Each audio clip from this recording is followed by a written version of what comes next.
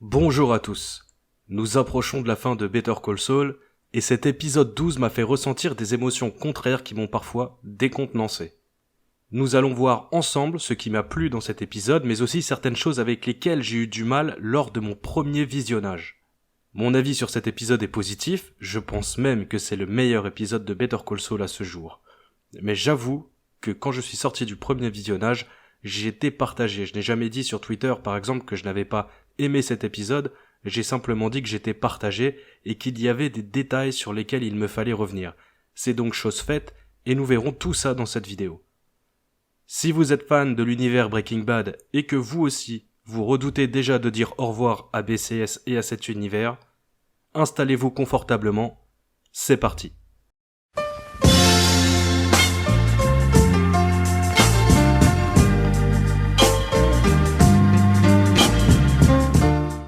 Cet épisode 12 de la saison 6 de BCS était scénarisé et réalisé par le maître Vince Gilligan. Je souhaite donc commencer par dire que la qualité de la mise en scène m'a bluffé, comme c'est souvent le cas lorsqu'il dirige un épisode. Il y a des plans vraiment très travaillés, le noir et blanc est toujours aussi beau, j'en veux pour preuve ce que je vous montre à l'écran. A priori, c'est le dernier épisode de Gilligan dans cet univers, même s'il n'exclut pas d'y revenir un jour, Gilligan a quand même affirmé dans une interview publiée hier qu'il n'y avait aucun plan pour étendre l'univers Breaking Bad. Il a terminé en disant que Peter Gould est prêt à passer à autre chose et que lui-même est prêt à passer à autre chose. En l'état, c'est donc le dernier épisode de l'univers Breaking Bad que Vince Gilligan scénarisait et réalisait. Merci à lui pour ces 14 années que nous avons passées dans cet univers qu'il a imaginé avec son excellente équipe de scénaristes. Cet univers me passionne, c'est à ce jour mon préféré et il le restera. Bonne chance à lui pour ses futurs projets que je suivrai de très près. Cet épisode 12 est psychologiquement très dur. D'une certaine manière, il nous fait comprendre que la fin est proche, très proche, pour nous, mais aussi pour Saul et pour Kim. On pourrait tracer un parallèle entre la saison 5 de Breaking Bad et cet épisode 12 de Better Call Saul. Tout s'effondre et c'est parfaitement symbolisé avec le pilier du bureau de Saul qui tombe lors de l'intro de l'épisode. Après cette introduction et le générique, on découvre enfin la vie que mène Kim Wexler après les événements de BCS. Les cheveux noirs, le regard vide, mal habillé, maqué avec un type qui n'est pas à la hauteur, qui n'est pas à sa hauteur, son emploi qui ne lui correspond pas, tout est fait pour nous faire comprendre que la Kim que nous connaissions n'existe plus. Je dirais même qu'il y a un côté fake. Kim Wexler, qui était si brillante et promise à un grand avenir en tant qu'avocate, est finalement devenue Madame Tout-le-Monde, même moins j'ai envie de dire, habitant dans un quartier résidentiel et participant à des repas avec ses voisins qui ressemblent à une vaste mascarade. Tout ça ne lui ressemble pas. Kim ne veut plus être la Kim Wexler que nous avons connue. Le virage qu'elle a pris après sa rupture avec Jimmy est brutal et on le ressent parfaitement à l'écran. Il est brutal pour nous, dans un premier temps, mais aussi et surtout pour elle. Son monde s'est complètement écroulé, alors elle tente tant bien que mal de vivre dans le nouveau monde qu'elle s'est créé. Aussi ridicule et triste soit-il. Kim Wexler refuse d'être heureuse. Elle ne s'en donne même pas le droit. Elle survit tant bien que mal. Ses péchés la rongent et elle en souffre. Elle ne prend même plus de décision. Elle est désormais incapable de trancher. Lorsque son conjoint lui demande ce qu'elle préfère comme parfum de glace entre le chocolat et la fraise, elle ne peut même pas se décider et botte en touche en disant qu'elle aime les deux. Kim était tout à fait capable de trancher avant la mort de Howard, elle était une femme forte qui contrôlait tout autour d'elle. Elle a toujours été un peu froide et elle avait un peu de mal à exprimer ses sentiments. Elle n'était pas très démonstrative, mais elle était une femme forte qui prenait des décisions qui allaient de l'avant. C'est désormais terminé, la Kim Wexler que nous connaissions est morte en même temps que Howard. Même lorsque l'on revoit Kim avec son apparence d'origine, lorsqu'elle se rend dans le bureau de Saul pour lui faire signer les papiers du divorce, on comprend qu'elle est déjà brisée. Que faire signer ces papiers lui permettront de fuir et de devenir cette sous-copie de Kim Wexler en refusant de vivre la vie qu'elle mérite. Elle regarde, un peu horrifiée, ce que son ex-mari qu'elle aimait tant est devenu. On pourrait penser que Saul s'en fout complètement de Kim, mais en réalité c'est complètement faux. Saul ne laisse juste rien transparaître. Jimmy McGill aurait eu des mots rassurants pour Kim, mais Saul ne fait pas de sentiments. Il fait semblant de ne pas être affecté par le divorce et par cette Kim brisée qui se tient devant lui, à la même place que ses clients. On ressent cette impossibilité de faire marche arrière, de revenir à ces moments de grâce où Kim et Jimmy formaient un couple que l'on pensait impossible à détruire. Dans cette scène, on a Saul Goodman dans sa forme la plus abjecte. Il porte son costard le plus excentrique et fait preuve d'un détachement déroutant, souhaitant une bonne vie à Kim comme s'il souhaitait bonne chance à un client qu'il connaît à peine. La seule personne qui semble authentique dans cette scène, c'est Kim. Saul est dans son rôle qu'il refuse désormais de quitter. La scène contient peu de dialogue pour installer un sentiment de malaise. À ce moment précis, on est plus à la place de Kim qu'à celle de Saul. On ressent sa détresse, c'est un travail exceptionnel de la part des acteurs et un immense travail de mise en scène, tout aussi exceptionnel de la part de Vince Gilligan. Cette scène se termine avec Kim qui croise la route de Jessie. Elle fume une cigarette devant son bureau et derrière un pilier, on découvre Jessie, comme ce fut le cas pour Walter dans le dernier épisode de Breaking Bad. Dans les deux scènes, nous avons des femmes brisées par les décisions de leur ex-mari. Skyler a tout perdu, elle n'est plus celle que nous connaissions lors de la première saison de Breaking Bad, enchaînant les cigarettes comme si elle cherchait elle-même à contracter un cancer. Kim est tout autant brisée et n'est plus la Kim que nous aimions tant. Le tout est parfaitement mis en scène par Vince Gilligan, comme toujours. Deux mondes se croisent, celui de Better Call Saul et celui de Breaking Bad. Pour Jesse et Kim, cette rencontre est complètement anecdotique. Ce n'est qu'une brève rencontre un soir pluvieux. Pour nous, elle représente beaucoup, elle représente justement ces deux mondes qui se croisent. C'est un cadeau offert par Vince Gilligan et son équipe de scénaristes. Merci. Revenons brièvement sur ces 20 minutes passées aux côtés de la nouvelle Kim Wexler après le générique. Lorsqu'elle est à son bureau, la scène nous permet de raccrocher à celle du coup de téléphone de Gene qui était inaudible dans l'épisode précédent. Saul, qui s'était montré insensible lorsque Kim était dans son bureau pour lui faire signer les papiers du divorce, cette fois-ci fait preuve de nostalgie, d'un besoin de ressentir l'amour d'une personne qu'il n'a en réalité jamais oublié. Et évidemment, cette personne, c'est Kim Wexler. Mais elle restera quasi muette et ne lui donnera rien. Ce coup de téléphone va même avoir des conséquences. Gene force Kim à parler. Il a besoin qu'elle lui donne quelque chose. Que ce soit de la colère ou de l'amour, il a besoin qu'elle lui manifeste un intérêt. Mais la seule vraie première réponse de Kim est « Tu devrais te rendre ». Elle appuie même encore un peu plus en lui disant qu'elle ne sait pas quelle vie il mène, mais qu'elle ne doit pas être au top. Ce qui ne manquera pas de faire réagir Saul assez violemment qui lui demandera pourquoi elle ne s'est pas rendue pour l'affaire Howard. A priori, Saul n'a pas de remords par rapport à Howard. Il veut juste retrouver Kim, ne serait-ce même qu'un court instant. On le ressent lorsqu'il dit qu'il n'y a aucune raison de reparler de cette histoire et qu'il n'y a pas lieu qu'ils gâchent tous les deux leur vie pour aucune raison valable.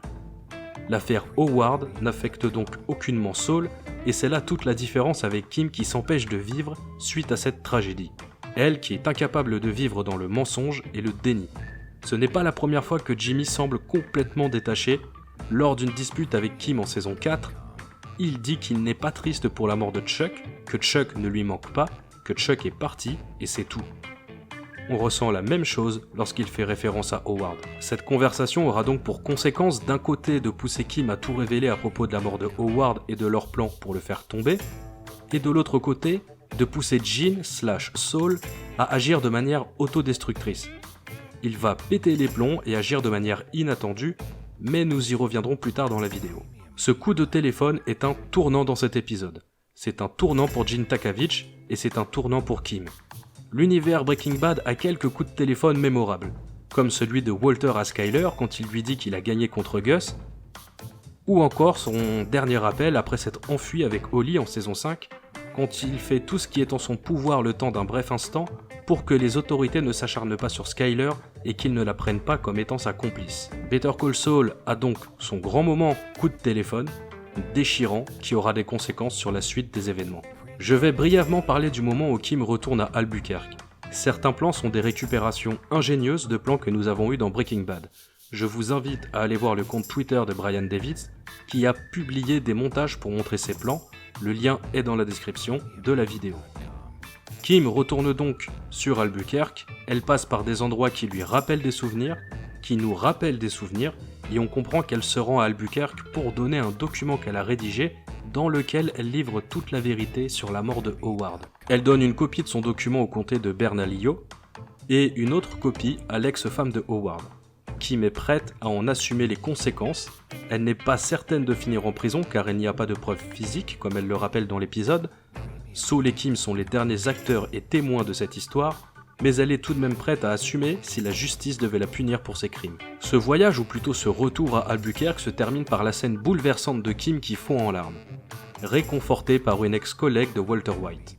Kim subit le contre-coup de son voyage et extériorise toutes les émotions qu'elle avait enfouies durant toutes ces années.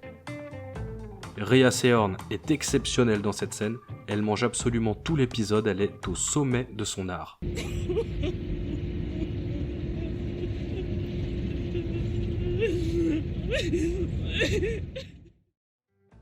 Après avoir vu la réaction de Kim suite à l'appel de Saul à son bureau, nous avons maintenant la réaction de l'ex-avocat qui va agir de manière auto-destructrice. Il se laisse emporter dans une spirale infernale qui causera certainement sa perte. Après être entré par effraction chez la dernière victime de son arnaque, après avoir récupéré ce qu'il souhaitait, au moment de quitter les lieux, il se ravise et il joue avec le feu en décidant de rester pour voler d'autres objets, se servir un verre au risque de tomber sur sa victime qui se serait réveillée. Ce qui arrivera, même si la victime n'a pas conscience que Gene est chez lui. Gene n'est pas loin de commettre l'irréparable en voulant assommer cet homme avec l'urne qui contient les cendres de son chien. Dans l'épisode précédent, intitulé Breaking Bad, on comprenait que Saul prenait une suite de mauvaises décisions, qu'il faisait de mauvais choix.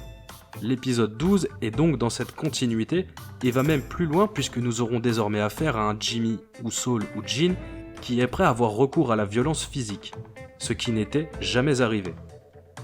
Par chance, l'homme se rendort et Saul ne porte donc aucun coup, mais il était prêt à le faire.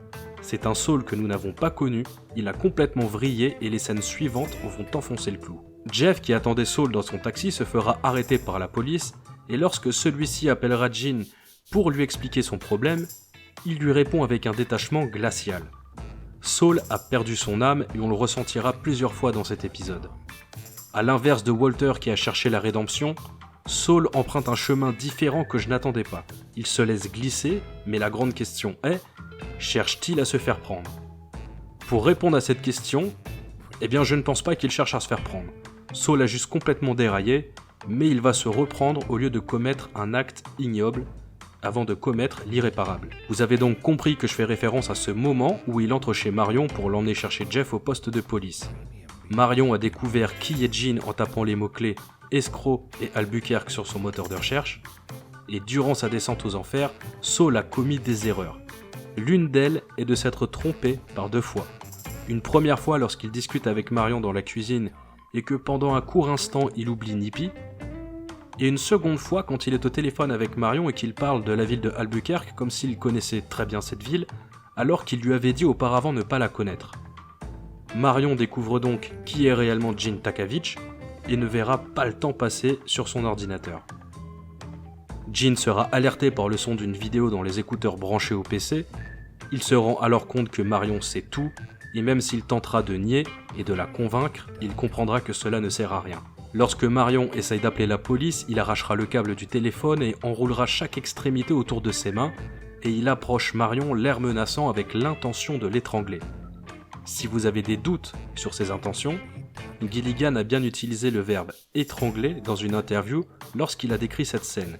Et de toute façon, le geste de Saul parle de lui-même. L'idée d'étrangler cette pauvre femme lui est passée par la tête. Lorsque Marion lui dit qu'elle lui faisait confiance, le visage fermé et menaçant de Saul s'efface. Il réalise qu'il a eu envie de la tuer, et il faut mettre l'accent sur la prestation de Bob Odenkirk qui passe d'une émotion à l'autre avec un simple jeu de regard.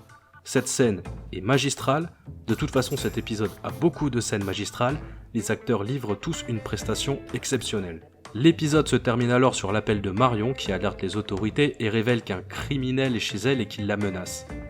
Le monde de Gene Takovich s'écroule, il est allé trop loin, a commis trop d'erreurs et il va maintenant devoir courir pour échapper aux autorités qui vont certainement tout mettre en œuvre pour l'arrêter. Il est temps pour moi de revenir sur mon premier visionnage de cet épisode qui m'avait laissé perplexe. J'avais adoré certaines scènes et d'autres scènes ne m'avaient pas plu. Enfin, c'est pas qu'elles ne m'avaient pas plu, mais elles m'avaient plutôt dérangé. Je ne sais pas si c'est à cause de l'état d'esprit avec lequel j'ai abordé cet épisode. Je pense quand même que oui. On va voir tout ça ensemble. Quand la nouvelle Kim apparaît la première fois, j'ai parfaitement compris que Gilligan voulait nous faire comprendre qu'elle n'est plus celle que nous connaissions, qu'il voulait bousculer les souvenirs qu'on avait de Kim, Mais l'apparence de Kim ne m'avait pas convaincu et m'a quelque peu sorti de l'histoire. Sur le coup, j'ai trouvé cette Kim complètement fausse. Sa perruque, si c'en est une, ce que je crois, me semblait grossière et je trouvais que le tout faisait très fake. J'ai donc parfaitement compris qu'elle avait radicalement changé et qu'elle refusait d'être la vraie Kim, mais ça ne m'avait pas touché émotionnellement parlant. J'étais vraiment resté de marbre. Lors de mon second visionnage, j'ai compris que c'était l'intention de Gilligan. Il voulait que tout cela paraisse faux, que tout cela paraisse irréel, tellement Kim n'avait plus rien à voir avec celle que nous avions connue. J'ai abordé les scènes avec la nouvelle Kim avec une vision différente, et cette fois les émotions ont marché chez moi. Au second visionnage, j'ai été touché et j'ai pu me mettre à sa place. J'avais notamment eu du mal avec les agissements de Jin. Pour moi, ses actes ne collaient pas du tout avec Saul. Je ne voyais pas pourquoi il agissait de cette manière. Je trouvais que sa discussion avec Kim au téléphone n'était pas une justification valable pour qu'il agisse de la sorte. Mais j'étais passé à côté de certains détails. Comme quoi, l'état dans lequel on se trouve lorsque l'on regarde une scène peut parfois changer notre perception, voire même la fausser. Jusqu'à ce matin encore, j'étais tellement choqué par la scène de Jin qui s'approche de Marion avec l'idée de l'étrangler, que j'avais occulté le fait qu'il se ravise et qu'il lui jette un regard désolé, pour finalement se rendre compte qu'il allait commettre l'irréparable. Il se rend compte qu'il a pensé à tuer Marion, et qu'il a complètement vrillé. J'étais trop préoccupé et choqué par les actes de Jin pour capter qu'il s'est rendu compte qu'il a complètement vrillé.